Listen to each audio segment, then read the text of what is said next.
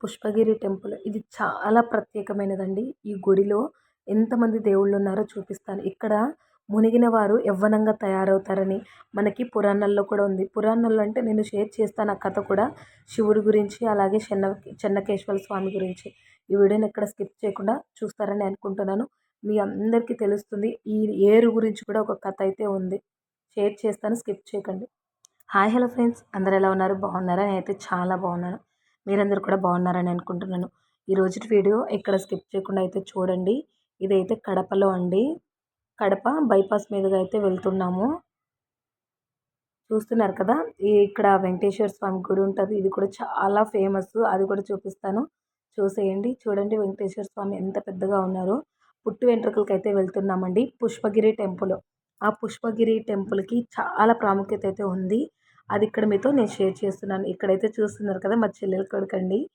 చాలా ముద్దుగా ఉన్నాడు. మేము రోజు వీడియో కాల్లో మాట్లాడుకుంటాము. ఎక్కువ మంది జనాలు ఉండేసరికి బాగా ఇబ్బంది పడిపోయాడు. నా దగ్గరే ఉన్నాడనమాట. ఎక్కడికి వెళ్ళలేదు. మీ ఇద్దరం చూసారా ఎంత బాగున్నాడో.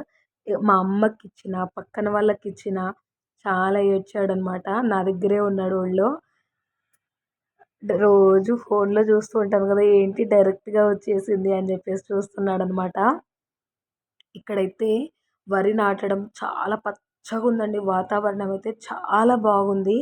చాలా అంటే చాలా బాగుందనమాట. ఇంకా మా రోహిత్‌ని ఎత్తుకొని అలాగే ఆడుకున్నాను కాసేపు. నిన్నంతా కూడా అందుకే వీడియో కూడా షేర్ చేయలేదండి మీతో. చూసారు కదా ఎంత బాగున్నాడో. బాగున్నాడు. సైలెంట్‌గా చూస్తున్నాడనమాట. ఫేస్‌ని గమనిస్తున్నాడు. రోజు వీడియో కాల్‌లో చూస్తున్నాను కదా, డైరెక్ట్‌గా వచ్చేసింది అని చెప్పేసి నాకైతే అదే అనిపించింది. ఎంత బాగున్నాడంటే అంత బాగున్నాడు. పక్కన ఎవరికిచ్చా ఏడ్చాడండి అస్సలు. చూసారు కదా. ఇంకా గుడి వచ్చేసి మనము ఇదే అండి పుష్పగిరి టెంపుల్ వచ్చేసి ఇదే అనమాట. దీన్ని దాటుకొని ఇంకొక గుడికెళ్తే దీని గురించి చెప్తాను నేను. ఎక్కడ స్కిప్ చేయకండి. ఇది దాటంగానే ఇంకొక టెంపుల్ ఉంటుందండి. ఆ టెంపుల్‌లోనే మనము పుట్టు వెంట్రుకలైతే ఇవ్వాలి. ఇది దాటిన తర్వాతే. జనాలు చూసారు కదా, సాటర్డే అండి నిన్న. నేను మీకు వీడియో కూడా పోస్ట్ చేయలేదు. అందుకే పోస్ట్ చేయలేదనమాట. చూపిస్తున్నాను. దీనికి చాలా కథ అయితే ఉందండి. నేను కూడా చూశాను, తెలుసుకొని మీతో షేర్ చేస్తున్నాను. ఈ గుడి దాటుకొని వెళ్ళిన తర్వాత ఒక అమ్మవారి గుడి అయితే ఉంటుంది. ఆ అమ్మవారి గుడిలోనే పుట్టు వెంట్రుకలు ఇచ్చేసి బాబుకి అక్కడ స్నానం చేపిచ్చేసి కాసేపు అక్కడే ఉండేసి దర్శనం చేసుకొని రిటర్న్ వచ్చేసామండి. రిటర్న్ వచ్చినప్పుడు ఈ గుడిని అయితే దర్శించుకున్నాం అనమాట. ఇక్కడ చాలా అంటే చాలా ప్రత్యేకమైనదండి. నేను కథ తెలుసుకున్నాను. అంటే ఏదైనా మనం వెళ్ళాలి అనుకున్నప్పుడు దాని గురించి సెర్చ్ చేసి దాని గురించి తెలుసుకుంటే ఇంకొంచెం బాగుంటుందనమాట. ఒక మంచి ఫీల్ అనేది నిజంగా ఫీల్ అవ్వగలుగుతాం ఆ ఫీల్ అనేది. అందుకే మీతో నేనిక్కడ షేర్ చేస్తున్నాను. ఈ ఏరుకు కూడా చాలా కథే ఉందండి. నిజంగానే మీకు ఆ గుడి చూపిస్తూ నేను మీతో షేర్ చేస్తాను. ఇక్కడ ఈ గుడి దగ్గరికైతే వచ్చేసామండి. చూసారు కదా, బాబు నా దగ్గరే ఉన్నాడు ఇక్కడ గూడా. చాలా బాగున్నాడండి. నాకైతే భలే నచ్చేసింది. చూసారు కదా, పాపము ఎప్పుడు ఇంట్లోనే ఉండి ఉండి బయటికి ఒక్కసారిగా వెళ్ళేసరికి జనాలందరూ అంటే వాళ్ళు అంటే మా చెల్లి తరపున, మా చెల్లి హస్బెండ్ తరపున వాళ్ళు అంతా వాళ్ళందరినీ చూసేసరికి ఏడ్చాడనమాట బాగా. ఇక్కడ చూసారా చేపలు చిన్నవి, అదే మీకు ఇక్కడ చూపిస్తున్నాను. ఈ ఏరియా అండి అక్కడి నుంచి ఇక్కడి వరకు కూడా ఉంది. అదంతా కూడా ఇక్కడ మీతో నీకు షేర్ చేస్తాను, ఖచ్చితంగా చూడండి. చేపలు చూడండి. మీకు చూపిస్తున్నాను, దీపు వాళ్ళకి చూపిస్తున్నానా, ఇంకా షూట్ చేద్దామని చెప్పేసి షూట్ చేసాము.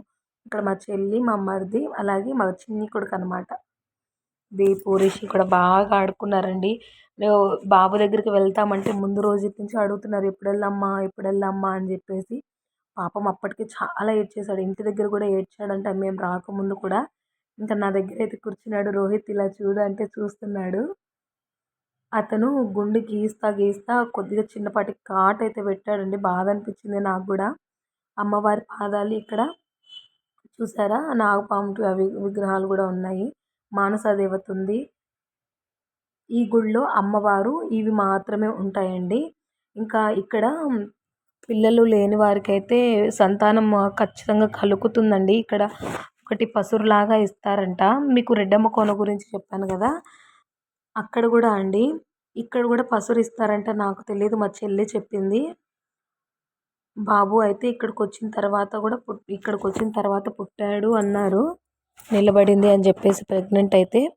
ఇంకా అమ్మవారికొచ్చేసి ఇక్కడే పుట్టు వెంట్రుకలైతే నిన్న సాటర్డే కదా! ముందు రోజొచ్చేసి శుక్రవారము వరలక్ష్మి వ్రతం కదా! అమ్మవారికి పూజ చేశారు గుళ్ళో. అలాగే ఉంచేశారనమాట. తర్వాత ఇక్కడ మేము చెన్నకేశవ స్వామి టెంపుల్‌కైతే వచ్చేసాము. ఇక్కడ మీరు చూస్తూ ఉండండి. నేను మొత్తం కూడా షేర్ చేస్తాను. ఇన్ఫర్మేషన్ అంతా కూడా ఇస్తాను. ఇక్కడ చూస్తున్నారు కదా! గుళ్ళో నేను దర్శనానికైతే వచ్చానండి. అన్నదానం జరుగుతుంటే పిల్లలు అక్కడైతే తింటున్నారనమాట. వాళ్ళని అక్కడ పెట్టేసి మా చెల్లికైతే చెప్పేసి వచ్చాను గుడినైతే చూడండి. ఇక్కడ ఏంటంటే పూర్వకాలంలో పాత కాలంలో అండి అంటే మామూలుగా స్వామివారికి అంటే నాకు తెలుసు భాండాగారం, అమృత భాండాగారం అని ఉంటుందన్నమాట. అది తీసుకెళ్తూ స్వామివారు ఇక్కడున్న నదిలో ఆ ఏరులో కొద్దిగా ఒక డ్రాప్ అనేది పడిందంట. అందువల్ల ఒకరు వాళ్ళ నాన్నయితే కాశీకి పోవాలి అని చెప్పేసి అనుకున్నాడంట. ఒక అతను వాళ్ళ డ్యాడీ అనమాట. అనుకుంటుంటే వెళ్ళలేదంట. ఇంక తను చనిపోయాడంట. కనీసం నేను వెళ్ళాలనుకున్నాను కదా! నేను వెళ్ళలేదు. నా అస్థికలన్నా అక్కడ కలుపు అని చెప్పేసి ఆ కాశీలో అంటాడనమాట. వాళ్ళ నాన్న కోరిక మేరకు వచ్చాడనమాట. అలా వస్తూనే ఇక్కడ దాహంగా ఉంటే కొద్దిగా నీరు తీసుకొని అలాగే కాళ్ళు చేతులు కడుక్కుందామని చెప్పేసి తను ఇక్కడికొచ్చాడు. అది పెద్దగా గాలి వీస్తుంటే అస్థికలుంటాయి కదా అండీ! ఆ గాలి వచ్చింది. అలాగే ఉన్న ఏరు కూడా పైదాకా వచ్చిందనమాట. ఏరు అంటే నీళ్ళు ప్రవాహం ఉంటుంది గదా! అలా ఎక్కువయ్యేసి ఆ ప్రవాహానికి అక్కడున్న అస్థికలొచ్చేసి ఆ నీళ్ళలో పడడం జరిగిందనమాట. ఆ నీళ్ళల్లో పడిన తర్వాత అస్థికలనేవి మల్లె పువ్వులుగా తయారయ్యాయంట.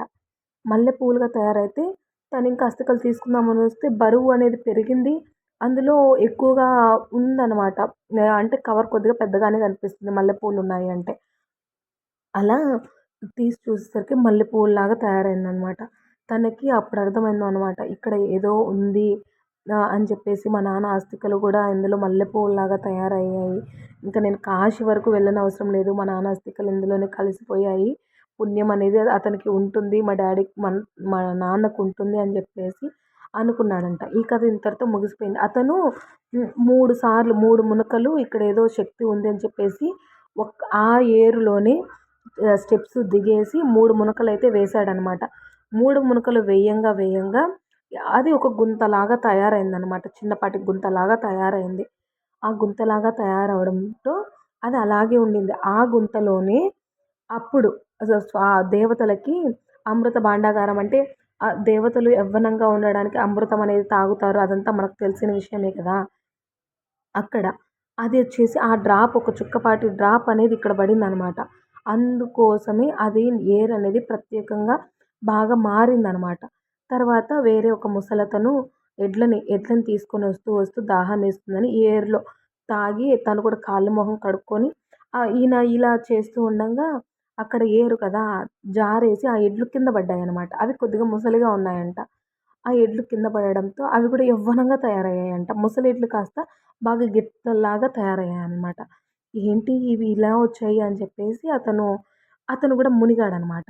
మునిగితే అతను కూడా ముసలి అతను కాస్త బాగా తయారైనాడనమాట. యంగ్‌గా తయారైనాడు. ఆ గుంత ఏదైతే ఉందో ఆ గుంతలోనే ఆ ఎడ్లు పడడము, ఆ గుంతలోనే తను 3 మునకలు వేయడము ఇలా జరిగింది. ఇలా జరగడం వల్ల తను యవ్వనంగా తయారయ్యాడనమాట.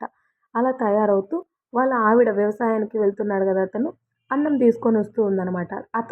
ఆవిడ వెళ్తూ ఉండంగా ఇతను చూసేసి నేను పిలిచాడనమాట. ఒయే అని పిలిస్తే భార్యని అలాగా పిలుస్తూ ఉంటారు కదా ఆ కాలంలో. అలా పిలిచడంతో తను ఎవరు నువ్వు బాగా వయసుగా పిల్లాడిలాగా ఉన్నావు. నన్ను పేరు పెట్టి పిలుస్తున్నావు. నన్ను ఓయే అని పిలుస్తున్నావు. ఎవరు నువ్వు అంటే నేను నీ మొగుడిని అన్నా కూడా వినట్లేదనమాట ఆవిడ. ఇంక సరే అని చెప్పేసి నువ్వు నా మనవడిలాగా ఉన్నావు. ఏంటి నువ్వు నన్ను పేరు పెట్టి పిలుస్తున్నావు అది ఇది అనవసరంగా ఆవిడని కూడా తీసుకొనొచ్చి ఆ ఏదైతే గుంతలాగా పడిందో అందులోనే ముంచుతాడనమాట. ఆవిడ కూడా మునకలేస్తుంది. వెయ్యంగానే ఆవిడ కూడా యంగ్‌గా తయారైపోతుంది. ఊర్లో జనాలందరూ చూసేసి ఆశ్చర్యపోతారనమాట. ఆశ్చర్యపోతే ఏంటి వీళ్ళు ఇలా తయారయ్యారు? చాలామంది కూడా కనుక్కోలేదు ఫస్ట్ ఆఫ్ ఆల్. ఇంకా వీళ్ళందరితో చెప్పడం వల్ల అందరూ వచ్చి అక్కడికి ఆ గుంతలోనే మునకలు వేయడము, అందరూ యవ్వనంగా తయారవ్వడము ఇదంతా జరుగుతూ ఉండేదనమాట. ఇదంతా జరుగుతూ ఉంటే ఒక స్వామివారు చూసేసి, అయ్యా ఈ ఊరిలో ఏదో జరిగిపోతుంది, అందరూ కూడా నిత్య యవ్వనంగా మారిపోతున్నారు, ఈ ఘోరాన్ని చూద్దురండి అని చెప్పేసి చూపిస్తాడనమాట శివుడికి ఎందుకో. చూపిస్తే అప్పుడు శివుడు చెప్తాడనమాట ఆంజనేయ స్వామికి. అంతా కనుక్కుంటారు. కనుక్కుంటే అమృత భాండాగారం నుంచి ఒక డ్రాప్ ఇందులో పడడము ఇదంతా కూడా కనుక్కొని వాళ్ళు స్వామివార్లైతే ఇంకిలా కాదు, ఉన్న జనాలందరూ కూడా యవ్వనంగా తయారైతే గిట్టడము, అదే మరణము, మళ్ళీ జన్మించడం ఇవన్నీ ఉండవు కదా అని చెప్పేసి శివుడొచ్చేసి స్వామివారికైతే ఆజ్ఞాపిస్తారనమాట. ఆంజనేయ స్వామిని పిలుచు, నువ్విలా ఒక పర్వతాన్ని తీసుకొనొచ్చేసి అక్కడ ఏదైతే ఉందో అది అమృతం ఎక్కడైతే పడిందో ఆ గుంతనొచ్చేసి అక్కడ ఒక పర్వతాన్ని పెట్టమని చెప్తాడనమాట శివుడు. అలాగే అని చెప్పేసి శివుడు కూడా ఒక కొండనైతే తీసుకొనొచ్చి అక్కడ పెట్టంగానే అది బెండులాగా పైకి తేలుతుందనమాట. ఏంటి ఇలా జరుగుతుంది అని చెప్పేసి, సరే ఆంజనేయ స్వామికి ఇంకొక పర్వతాన్ని తెమ్మను అని చెప్పేసి ఆజ్ఞాపించేసి, ఆ స్వామివారు తేంగానే ఇక్కడ ఇంకా ఇటుపక్క శివుడు, అటుపక్కొచ్చేసి చెన్నకేశవ స్వామి. ఇద్దరు కూడా పట్టుకొని అలాగే స్థాపితం చేస్తారనమాట. అలా చెయ్యంగా ఏదైతే గుంత పడిందో అదైతే ముగిసిపోతుంది. అందులో ఇంకా ఉండదనమాట. అందుకని చెప్పేసి ఈ గుడికి ఇటువైపు మీరేదైతే చూసారో అది చెన్నకేశ్వర స్వామి గుడి. అటువైపు మీకు కూడా ఒకటి చూపిచ్చాను కదా గుడి అనేది. ఏరు అవతల కూడా చిన్న గోపురంలాగా అయితే ఉంది. ఇక్కడ ఈ గుడిలోనే ఒకే గుడిలోనే చెన్నకేశ్వర స్వామి, మీరు చూసినట్లయితే ఆంజనేయ స్వామిని కూడా దర్శించుకున్నారు. మొదటగా ఉన్నదైతే అమ్మవారి గుడి అండి. మీకు మొదటి గోపురం కనిపిస్తుంది కదా అమ్మవారి గుడి. ఎదురుగా మీకు గోపురం కనిపిస్తుంది కదా అక్కడ నది. అలాగే ఇక్కడొచ్చేసి చెన్నకేశ్వర స్వామి, శివుడు, అటు సైడ్ వచ్చేసి ఆంజనేయ స్వామి కూడా ఉన్నారనమాట. మీకు ఇక్కడ చూపిస్తున్నాను. మీకు అటు సైడ్ ఉన్న శివుడు గుడి కూడా చిన్నగా మనకి కనిపిస్తుందండి ఇటు సైడ్ నుంచి. అది కూడా చూపిస్తాను చూడండి. అక్కడ చూసారు కదా అదనేది ఆ ఏరుకు ఆవతల అక్కడ శివుడి గుడి అయితే ఉంది. ఒక పక్క శివుడు, ఒక పక్క చెన్నకేశ్వర స్వామి. వీరిద్దరు కూడా ఆ పర్వతాన్ని అలాగే పట్టి నొక్కడం ద్వారా అక్కడ అది ఏదైతే మనం అమృత భాండాగారం అనేది ఆ చుక్క అక్కడ పడిందో అది అందులోనే కింద ఉండిపోయిందనమాట. దీనికి ఉన్న ప్రత్యేకత అయితే ఇది అండి. మీకు నచ్చుతుందని అనుకుంటున్నానండి. ఇక్కడ చూసారా రాతి కట్టడం అయితే ఎలా ఉందో, ఏనుగులు ఇవన్నీ చెప్పడం మర్చిపోయాను. మీకు ఆ కథ వివరిస్తూ వచ్చాను.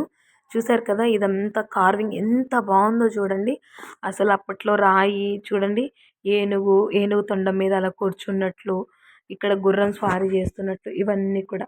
ఇదంతా ఇన్ఫర్మేషన్ మీకు నచ్చిందని అనుకుంటున్నాను. వీలైతే మీరు కూడా కడప దగ్గర ఉన్న ఒక 20 కిలోమీటర్స్ అవతల పుష్పగిరి అని ఉంటుంది. ఆ పుష్పగిరిలోనే ఈ చెన్నకేశ్వర స్వామి, శివుడు, ఆంజనేయ స్వామి, అమ్మవారు ఇలా ఉంటాయన్నమాట. ఆ నదిలో మునిగినా కూడా చాలా మంచిది. వీడియో నచ్చితే ప్లీజ్ లైక్ చేసి షేర్ చేసి